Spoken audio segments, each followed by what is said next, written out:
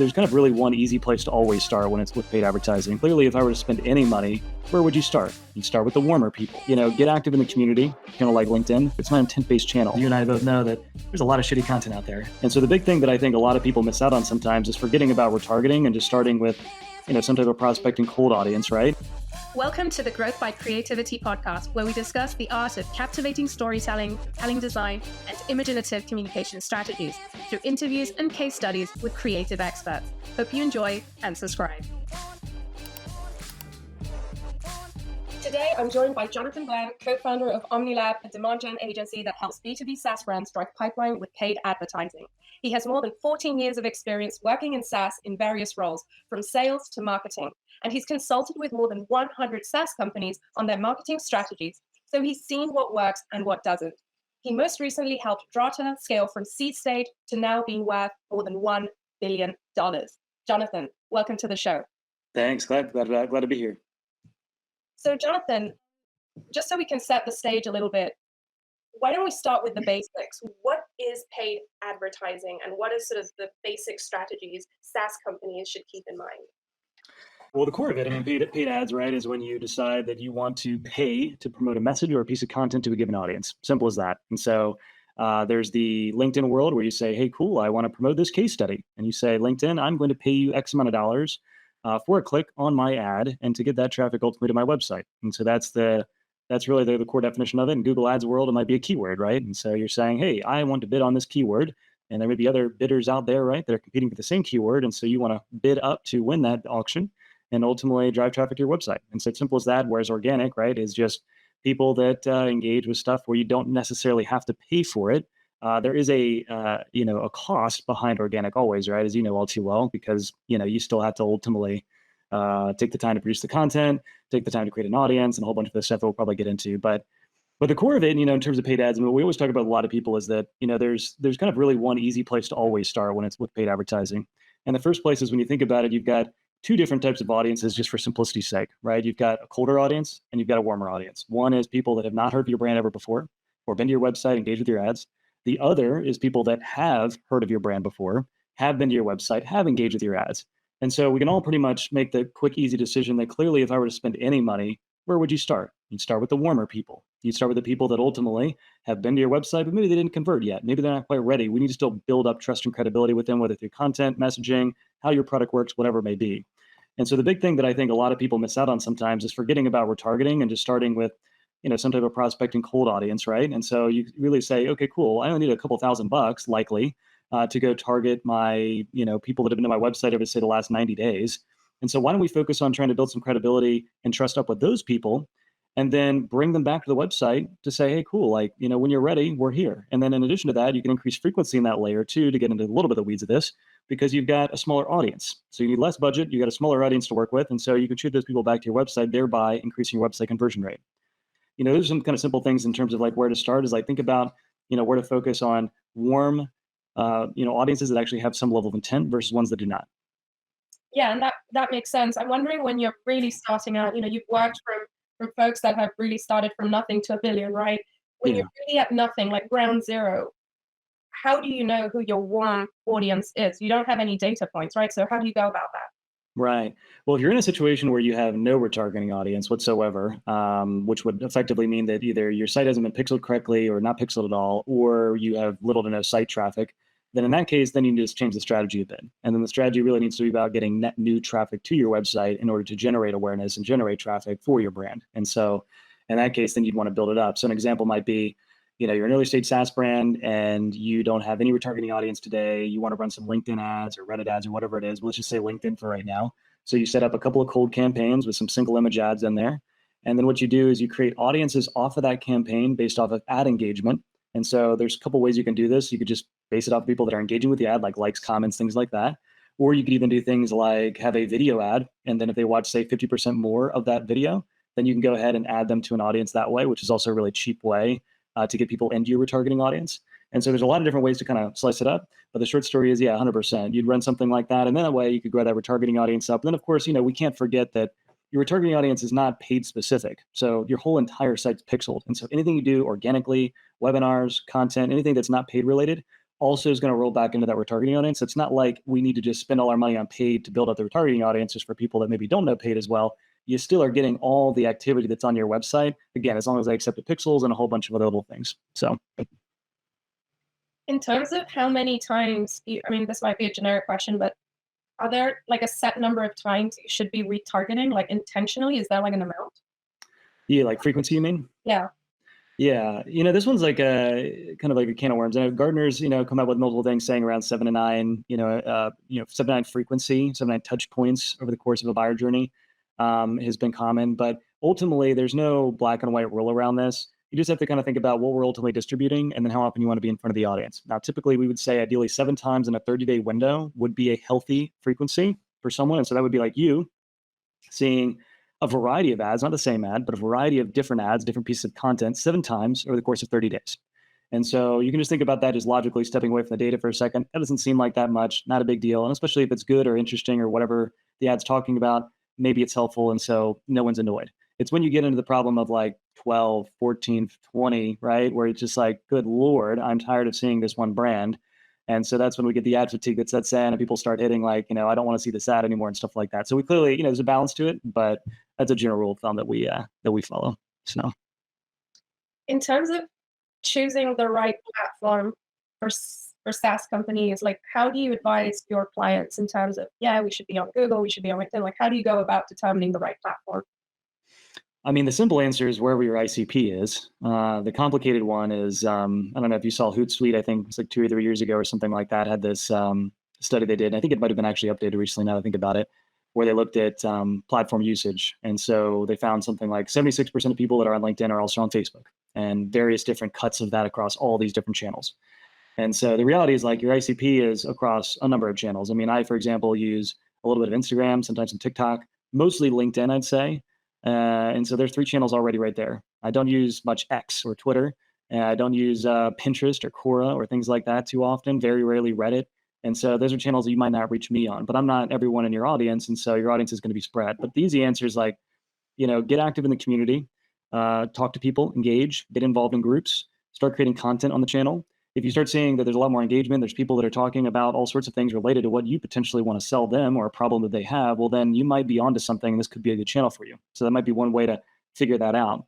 But that's kind of the easy answer is just go where your ICP is. And the last thing I'd say to that is, I think people always have this, just to the point I made earlier, have this tendency to like, hey, I want to be everywhere, right? We want to be on this channel because we might be there and there might be over here, et cetera. The issue is that, they could be there, but you have so much more power if you really narrow down on either 1, maybe 2 channels max and call it a day and just invest the hell out of all your money, all your resources into that 1 or 2 channels, because you'll have much more success. You'll have much more penetration within that audience, whether it's through paid or organic, both ideally, right? And there's a whole bunch of other benefits. And so that's something I just consider with, choosing channels and whatnot. Ultimately, it takes a little bit of testing, but, do your research, be where your ICP is. Does your agency specialize in specific channels? Like, do you guys do Facebook and Instagram, or do you solely focus on like Google and LinkedIn? Those are the big ones, but we do all of them. I mean, YouTube, display, we're doing some Reddit campaigns right now. So really all over the place. But yeah, Google Ads and LinkedIn for any B2B SaaS companies, usually where the majority of the spend is going. I think it's a mistake sometimes to overlook Facebook and Instagram. I think this is common theory that like, again, B2B buyers just never go on Instagram and Facebook at all. They're this unique breed of human that only, spends their time on LinkedIn, which is ridiculous because the stats actually are against LinkedIn. I mean, people actually spend far less time on LinkedIn than they do Facebook and Instagram. So it's like, come on. And then there's the Hootsuite study we just mentioned earlier. So anyway, the people are there, and so anyway, you could, there's a lot of things to consider there. So what are your thoughts, organic and versus paid, or organic and paid? Like, how do you advise your clients to think about that? Clearly, the answers both are important, right? It's not versus. Versus creates a great headline because everyone always likes a villain and calling something dead. But the reality is neither is dead. Neither are going away. There's pros and cons to each. And we just need to be aware of those. And so there's an example I can tell you that I know we worked with a brand some months ago, but they had a really, really strong organic presence from the get-go before we even started paid. And what does organic presence mean? That just means that they were posting, if not 3-4 times a week or something like that on LinkedIn, connecting with people that were in their ICP, engaging on their posts, getting people involved in the conversation, posting even podcast clips and other things like that of conversations with their ICP, thereby giving them more brand rep. And so there's all this stuff happening. And so we came on and we said, okay, cool. we're going to create this paid advertising strategy, and we're just going to essentially kind of pour, fuel on the fire. And so we got product marketing messaging, we got some other things that kind of talk more about capabilities, how the product works, things like that, stuff where people were more solution aware, problem aware, et cetera, versus, I don't really know what I need, and, I'm totally out of market. So we just wanted to figure out how we capture those folks.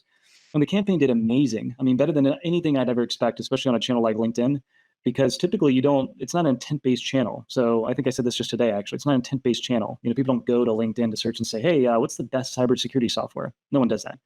They go there to connect and learn and engage with people and whatnot. And so the short story is that organic has a direct impact on paid as well. And so it's really important to keep that in mind, that if your ICP is on that channel, you should be engaging organically on that channel, creating content, engaging with people in the community, because then they're going to be able to better tie your face to the company. And so short story is we see that time and time again. And those that don't, it's a little bit harder. It's not impossible, but it just makes it harder to get some traction. Which leads me to my next question. Would you advise people to work on their organic presence before engaging with you guys, for example, or are you guys comfortable with folks that don't have any sort of following at all? What are your thoughts? This is a good question. I like this question because it's a difficult one, because ideally, yes. Short answer, it'd be great if someone already had some type of organic presence on a channel before they even started with paid. The reality is that rarely happens because, most SaaS companies have raised a round and their short-term goals need to be hit and they need to get going a little bit quicker. And so the time that it takes ultimately to build an organic presence, for example, I've been posting on LinkedIn for more than 3 years now. Like most SaaS businesses have a runway of 18 months or less. And so, you think about that and there's just not the time. Now, I'm not saying it takes years just to grow any type of audience and generate any type of lead. But the point is that, you're looking at least 3 to 6 months or more to really build up some level of traction and get over the hurdles of mindset and confidence and imposter syndrome and all the stuff that you need to do. So yeah, short answer is ideally someone comes in and they have an organic presence already. But the reality is that both of them kind of can be done at the same time. And so if you don't have one and you're running paid on a channel, then it's a perfect time to get more involved in being more active on the channel. That way, all the money you're spending on paid is only going to be better spent. So that's my take. Tell me more about this mindset and imposter syndrome challenge. What do you mean? Yeah, it's an interesting one. Back when I was actually posting a while ago, because I always thought of LinkedIn as a spot for like looking for jobs and, resumes and virtual resume type of stuff, right? And then I kind of flipped that script a little bit and I said, all right, wait a minute. What if I started just creating content for the people that ultimately I'm trying to work with? And I wasn't this strategic about it and didn't have some big plan. But the thing that I struggled with a lot was just imposter syndrome in general. Like, maybe, am I the right person to be giving out any of this advice or telling people about my experiences or telling people what I think they should potentially be doing or giving me my POV on something? And for me, it was hard too, because I came from a sales background before marketing. And so I'd always kind of dabbled in both, but I had the titles of sales. And so for me, that was a little bit of an insecurity at the time. But I quickly kind of met a lot of people, learned very quickly, and then, now build a ton of content just for marketers. And so I had to get over that hurdle. But I think a lot of people struggle with it, to be honest, between that and just the consistency of it, or fear of what people are going to say. So you post something and like, gosh, shit, they're going to tear me apart. As soon as I say XYZ thing, like, no, it doesn't work that way. And then my reputation's screwed and I feel bad and all that. And like, that's not fun. So no one likes that. But at the end of the day, there's always going to be some hater out there. There's always going to be someone that has a different opinion, and it's okay. You just, like, the way I always treat the comment sections is like, hey, that's a really interesting point. I didn't think about it that way. Can you tell me more? Right. And maybe something more specific. Right. But I just always treat those things as like a learning opportunity because I don't know everything. And so maybe there's something cool I can learn. So, but yeah, it's tough. Yeah. At the end of the day, it's an aggregation of comments, so to speak, and it's kind of, you see the holistic sort of macro perspective. And I think that itself is valuable. Of course, it's not all going to be the same, and that's the value of LinkedIn, for example, right? Yeah, exactly. Or any channel, but yeah, LinkedIn seems to be the, certainly one that I know we've invested a lot in. So, in terms of budget, we always hear we don't have budget for marketing, for advertising. How do you provide insights to your clients when they, engage with you, in terms of how much budget they should be allocating in paid advertising? There's kind of I'm going to give you the shoot from the hip answer first, and then a more technical answer, because I think it'll be interesting. But the shoot from the hip answer is, if you're just setting up a couple of retargeting campaigns, you could probably get away with a couple grand per month of ad spend. If you want to do anything more than that, in terms of like a couple of prospecting audiences or other things like that, somewhere like 5 to 10K per month.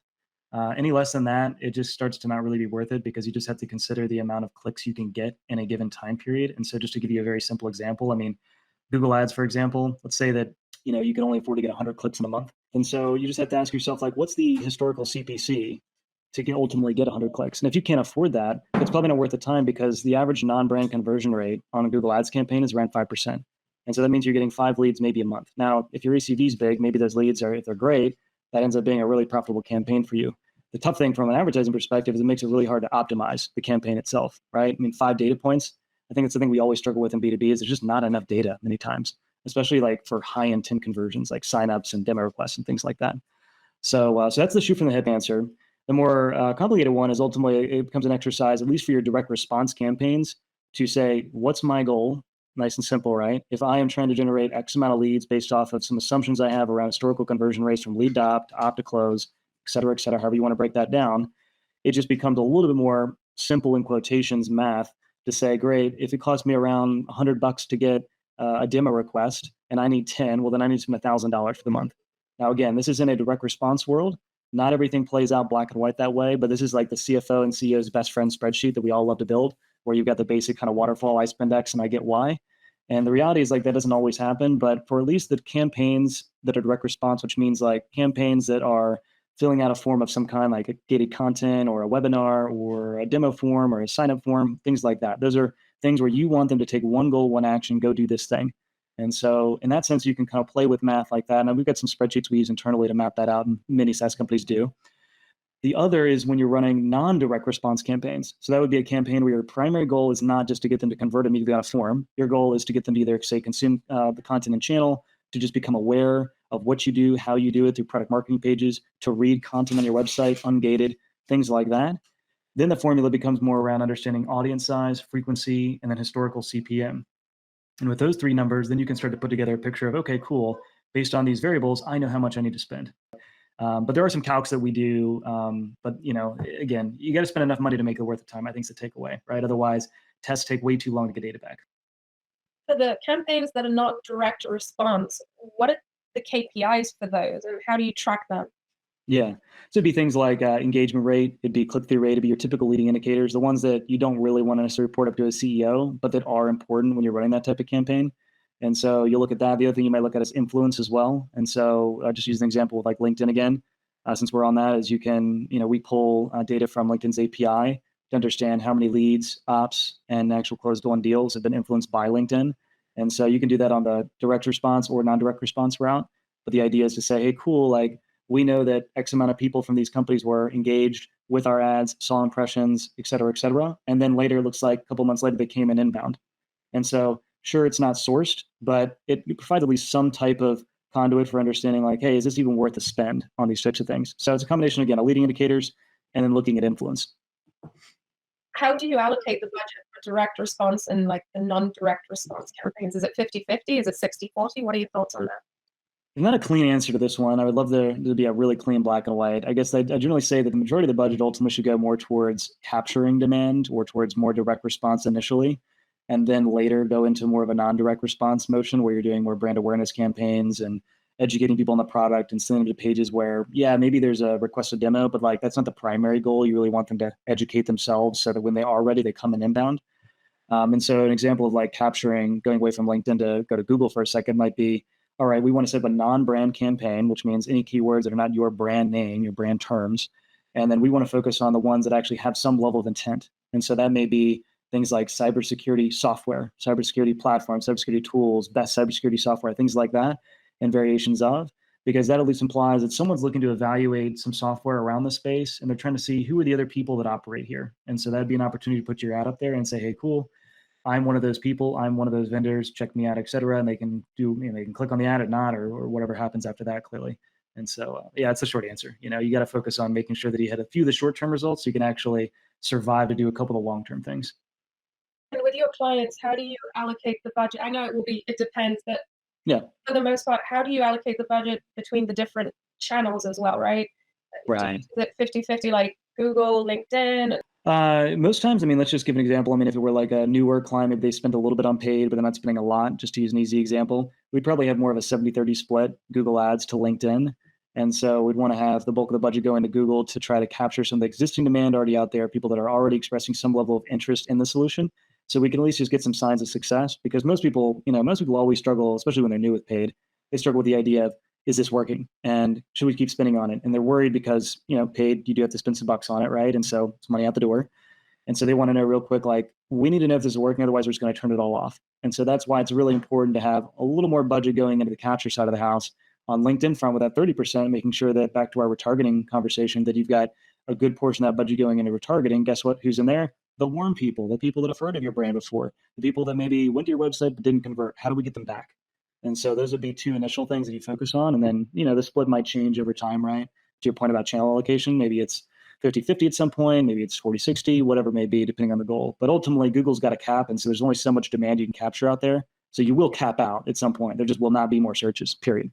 So what are your thoughts on the relationship between paid advertising and outbound? For example, cold emails, cold calling. Like, should those two be connected? Should they be separate? What are your thoughts on that? the one thing I always say with this one that's so important is that if sales is outbounding to say 100 target accounts, if we are not, from a marketing or advertising perspective, going after the exact same 100 accounts, it's a huge miss. And the reason is this.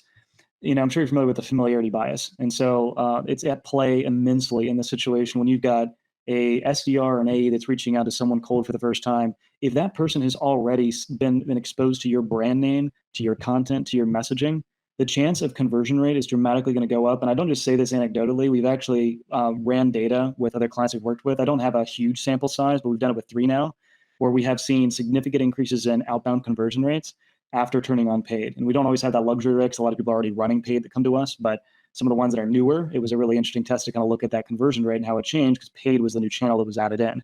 And so, yeah, 100%, they need to be lockstep all the time. Now, you may have some other campaigns that are targeting people outside the 100, which would actually be smart, because then you got to think about it. SDRs, A's usually turn their accounts every quarter or every year if it's an enterprise motion. But if it's SMB, usually every quarter, they're switching around accounts based on the best mix.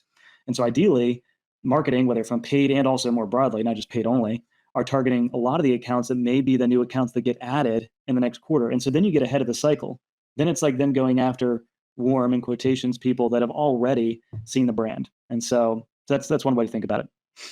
That makes sense.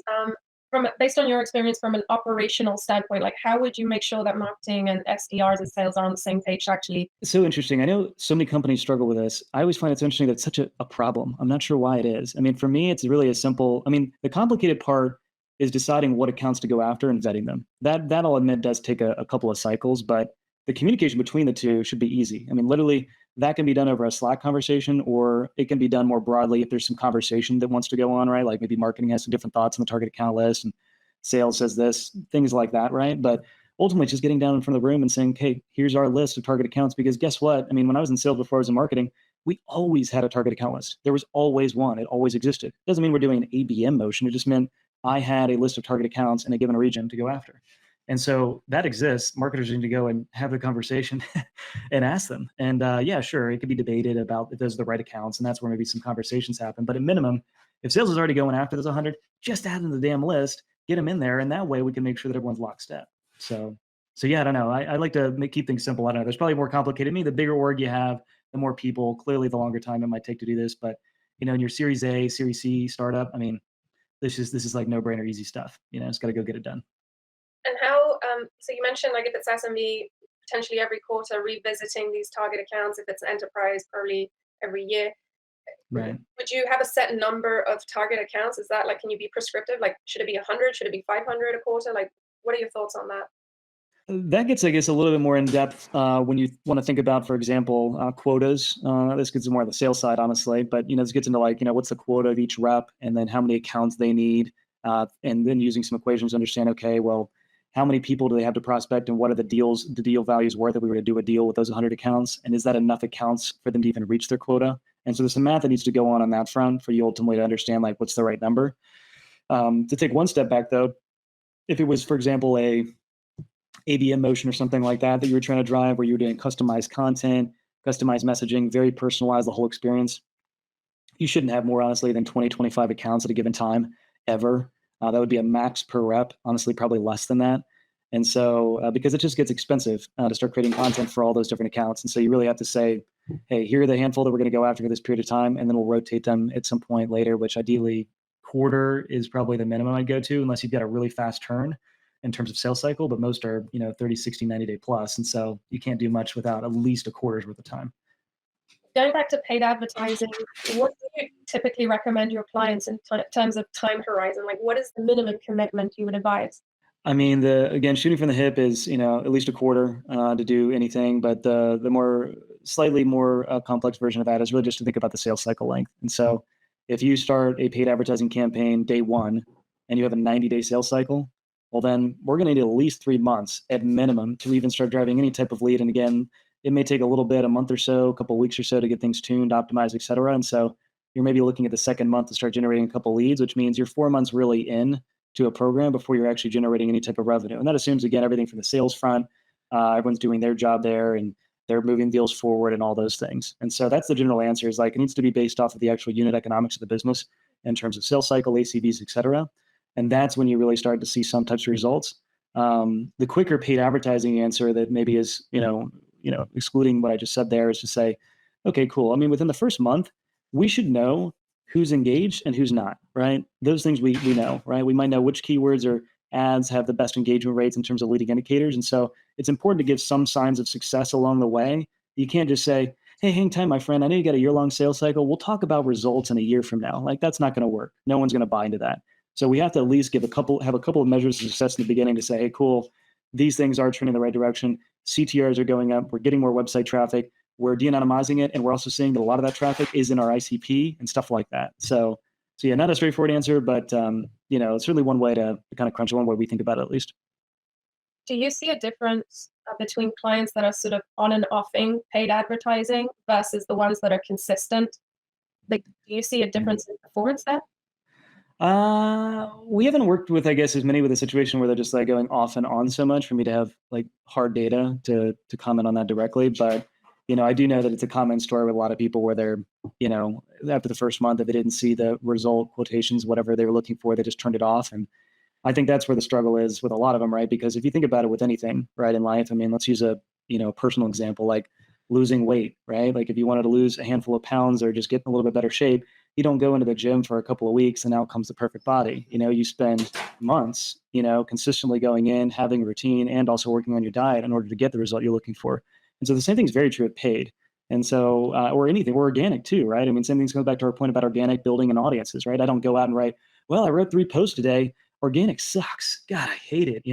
No one's liking my stuff. No one's reached out to me on DM. I mean, it's like, of course not. I mean, it's too new. No one knows you. No one trusts you. I mean, they need to build up that trust and know that you can be a reliable resource for whatever your product solves. And so yeah, short answer, no, I don't have a great story around like a current client doing that on and off thing, but I definitely know anecdotally that it happens. And unfortunately, that's where you get the post that LinkedIn ads is dead or Google ads is dead or some channel's dead. And, I don't know, what do you do? So. Can you talk about a successful campaign you've experienced with one of your clients and why it was successful? Yeah, this is an interesting one. I've seen this go both directions, but I'll share one. We had a campaign we ran on LinkedIn recently. It was a conversation ad campaign. So for those who don't know, it's just a simple in-mail type of experience message that comes in your message inbox. And so it's sponsored, which means that you can guarantee the exact audience you want it to go to, back to our target account list example. And so I think we spent around $5,000 roughly over 30 to 45 days, something like that.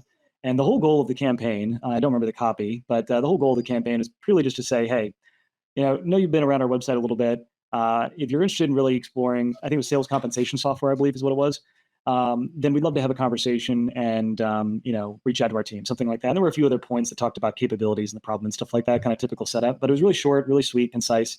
And we had, I think, around 32 people fill out the form in terms of just overall leads. Not all of them were perfect fit because there were some people that were getting in their targeting audience. So we had to exclude a few of those. But the bottom line is around $650,000 of net new pipeline was generated from that campaign where we spent $5,000. Now, everyone and their mother loved to hear that story. It's a great one. I like to always caveat stuff because I'm not a big proponent of overselling something like this one ad generated $10 million. Like everyone loves that stuff. It's just not true though. The reality is, why did that campaign work? Back to your question. There were a couple things in favor of us, right? One, we were already using people that were already warm to the actual brand itself, meaning that they were exposed to potentially organic content by SEO, maybe attended webinars, maybe were exposed to ads in the cold layer or prospecting as we call it. and a whole bunch of other things, right? And so we were using people that already had multiple of their touch points that happened throughout their journey. And so it wasn't like this one ad campaign was magical.